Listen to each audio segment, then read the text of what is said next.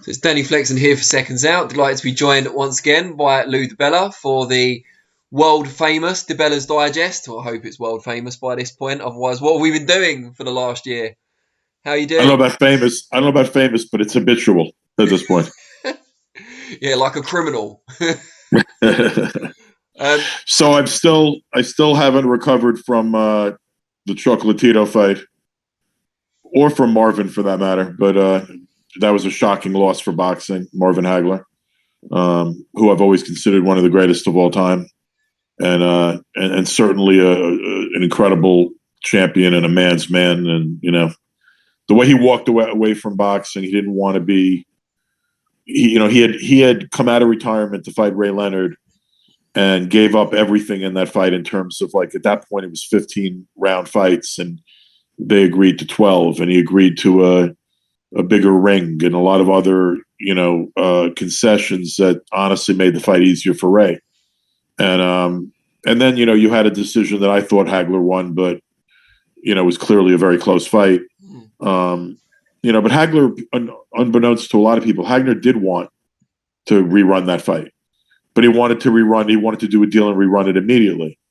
And basically it took a year for Top Rank and Ray to get back to him. And by that point he had moved on with his life. And, he just didn't want to get played by boxing again. He wasn't going to fight one more time on somebody else's rules or somebody else's advantage. But he was a real principled guy and a great ambassador for boxing, and big loss to the sport.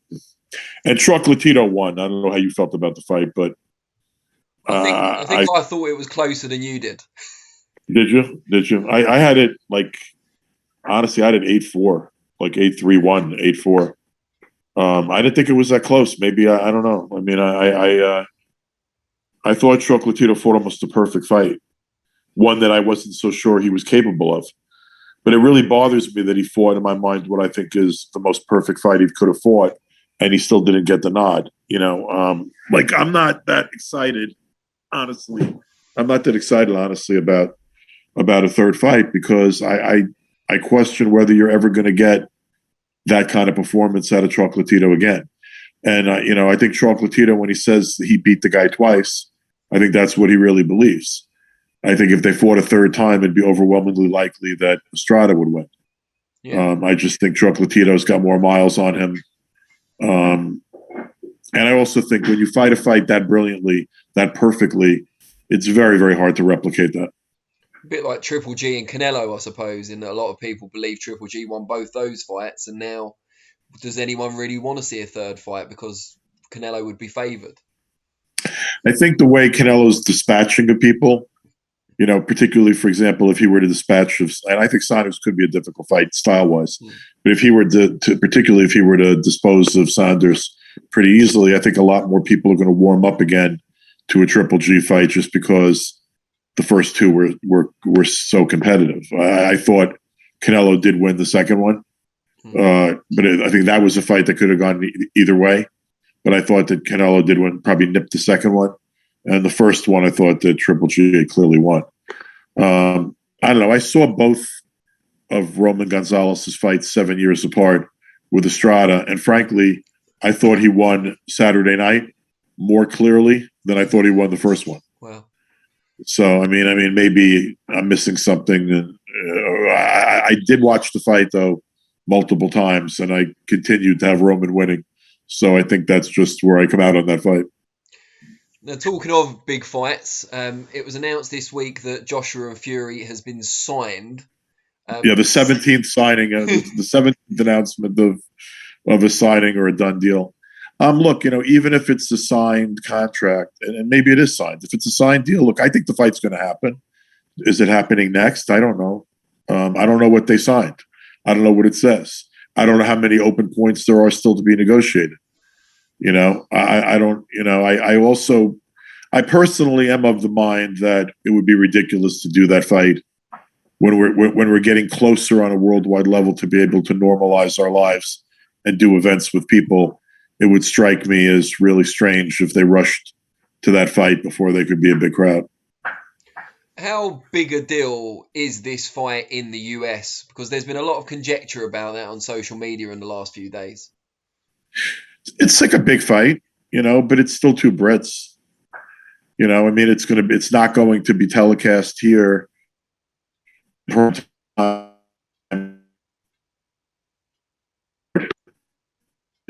here. Whether it happens in the UK or somewhere in UAE, it's going to be an afternoon fight here. I think it's a big fight. I think it's a very big fight for hardcore boxing fans. Do I think it at an afternoon pay-per-view? If it is a pay-per-view, do I think that it crosses over? I'm not sure. I think it could be a big afternoon for DAZN if it was on DAZN here, but on pay-per-view at 5:00 in the afternoon, I don't know how. I don't know. I think it gets the hardcore boxing fan, but at 5:00 in the afternoon and 2:00 in the afternoon, or 5 or 6 on the East Coast, 2 or 3 on the West Coast, it's very, very difficult to envision a particularly successful pay-per-view. I mean, my hope is, frankly, that the fight would find its way onto DAZN in the U.S. How would that be kind of ironed out? Because Fury's got that exclusive contract with ESPN via Top Rank. Would they, take a fee to not broadcast it, or would they want to share it? What do you see happening in the US? I don't know. I would think it would be some kind of mutual agreement between both sides. I mean, you have ESPN on one side, DAZN on another. I mean, I would think that there'd be some kind of a sort of a compromise position. Like I said, though, it's interesting because it's not just knowing that it's going to be an afternoon pay-per-view really does, in my mind, maximize its upside. Not everyone is going to pay $75 or $80 in the US to see a pay-per-view between two Brits, no matter how good they are. Now, that being said, nuts like us, boxing fans, people that love the sport and live for it, yeah, I mean, we'll be lining up to buy it. But how many of those are there on a Saturday afternoon?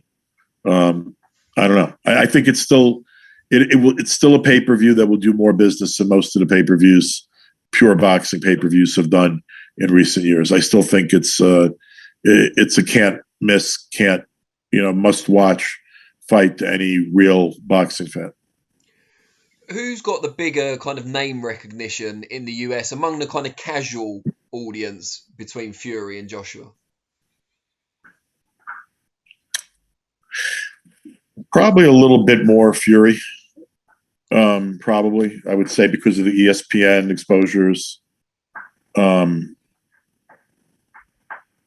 Probably a little bit more Fury, but I don't think it's a huge imbalance. I also think the WWE stuff helped Fury. Fury's got I think a bigger personality, even though the other guy looks like he's carved out of black marble and is physical specimen and well-spoken, good-looking, the whole thing. I would say that Tyson's got more of a backstory, is a little bit of a bigger personality, and probably a bit bigger in the States. I'm guessing, and actually I think I know, that if you were in the UK, you would flip it. And I think that Joshua is still more popular than Tyson in the UK, is my observation. Do you agree with that? I think probably, I don't know about popular, but certainly more well known to a casual fan base. Yeah, I would think the man on the street. Right, that's what I meant. Yeah, I would think so, but not by much. I think the gap's closed. Yeah, I think the gap has closed too. Look, it's a very interesting fight. I favor Fury, but it's on paper a very competitive fight. I think Fury style wise has major advantages over AJ, but it's clearly the 1 and 2 best heavyweights in the world that appear to be getting close to locking up. So that's only good for boxing and good for fans and good for everybody.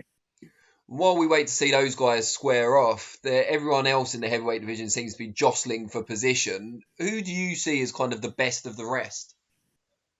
I'm not sure it's established yet. I'm not so sure it's established. I think somebody's going to come through out of nowhere and be I think there's going to be a new challenge somewhere down there. I mean, out of the best of the, I don't know her.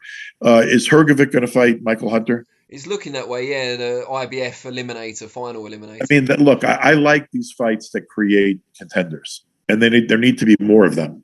There need to be more of them. But I like the fights like Hrgovic and Michael Hunter if it happens. I like Usyk. Joyce. They're talking about what? Joyce, Usyk and Joyce. Joyce. Right? I like Usyk and Joyce.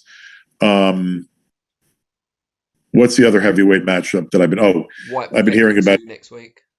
You have that fight. You have Chisora. They're talking about Chisora and Joe Parker. Yeah. I mean, I think we need heavyweight semifinals to create a legitimate top 10 of contenders, or top 15 or 12 or what do you ever want to call it. I mean, at the moment we have all these different rating organizations. There's so many champions. It's hard to tell one from the other, but in the heavyweight division, it'd be nice to have like sort of a consensus, top 10, top 15, so that we don't see fights that are meaningless. But I like those kind of semifinal fights that create a guy with an argument to get a shot. And do you see anyone on the kind of prospect level, someone with 10 fights or fewer perhaps, who could be something special in that division? I think there are a lot of guys that you haven't heard a lot about. I think that Stefan Shaw, who I promote, can be a real factor in the heavyweight division. I think that Junior Fa can emerge as a factor with some more experience now and some time. I think the Joe Parker fight was a big step up for him. There are a lot of guys. There are guys on the horizon, but you know what? We're not there. This is an area where boxing needs some more work. We need more of the fights between those level of contender and guys that have earned the right to fight for a title by beating one another. We've eliminated the beating one another phase, and as a result, we're not developing the strength of contenders we're used to having in previous sort of generations of boxing. There's a lot of guys right now that you say, who's emerging? I mean, I want to see, there's going to be a fight on Ring City between Stefan Shaw and Jermaine Franklin, which is clearly a matchup between two of the three best American prospects. So that's going to elevate somebody. And, in a perfect world, I don't know that either side would have taken the fight right now. But in a universe where it's important to take the opportunities that are put in front of you, the winner of that fight is going to have an opportunity to assert themselves as the best of the emerging young talent. I signed with Yvonne Michelle, and I are about to announce that we signed together a Russian amateur. Ivanov he's going to be fighting on ESPN Plus, I think, this weekend in a 4-round fight. There's only 3-0. I think that the kid Jalalov, who's going to fight in Uzbekistan on the DAZN show, against the 7-1 guy, and then Jalalov's scheduled to go to Japan for the Olympics. I think he could be a guy that post-Olympics, you're hearing his name very quickly. Like, I think he could be a guy that could medal there and really go on and fight top 10, top 15 guys in his first 12 months after the Olympics. So I think there's stuff on the horizon. Most of it's unproven. I even though he didn't get the nod in the fight, I was really pleased with what Junior Fa did when he finally stepped up to a world-class level. He stepped, in some people's minds, came damn close to winning. But I want to see more heavyweight action. People love the heavyweights. The best thing on the Canelo undercard was the Jerry Forrest Zhang fight. Against Zhilei Zhang, yeah. I mean, that was the best thing on the undercard. And I want to see Jerry Forrest get another opportunity off of that fight. I want to see heavyweight boxing, more heavyweight boxing. One suggestion I've made to Eddie and to my friends on DAZN when we've had conversations, and I've said the same things when I've talked to people at Top Rank, and heavyweights are different. I think it's smart for Top Rank to give that kid Anderson as many fights as they can on their platform, because he's a young emerging guy. He's got some talent. People love to see heavyweights. Kathy Duva has a good heavyweight. a guy that's coming up the ranks, Cassius Chaney. Someone's got to pay to put Cassius Chaney in with someone of his level. Sure. And let's again pay the guys a little bit, not crazy money, but pay them and entice them into the ring in a 50-50 kind of fight, because you're going to produce a heavyweight contender. And I think that's something that's important. I think we need to build opponents for heavyweights, and people love heavyweights. We need to see more of the big guys. Good stuff. Well, we've got our first Digestiversary in 2 weeks, by my reckoning. So I hope you're busy picking out gifts. I know I am. And we'll have to do something special for that episode, I think. Yeah, well, we'll have to figure out something for the first anniversary episode. But always a pleasure, Danny. There's a bunch of boxing. There's some boxing this coming weekend. So people aren't going to be starved again. Last weekend was fairly light, other than the Chocolatito fight. But that Chocolatito fight was, it's the shame of it was more than we even hoped for. It was everything and more than we hoped for.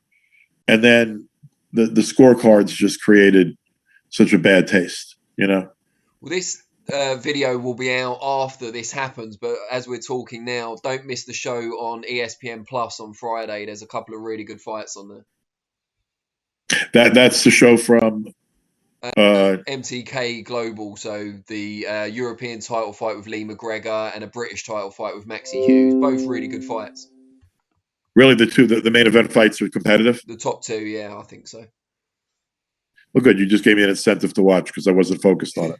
But as much as I try to deny it, I'm a diseased boxing fan, so I probably won't be watching. Danny, good to talk to you. I'll see you next week. And you, Lou. Take care. Speak soon. Take care.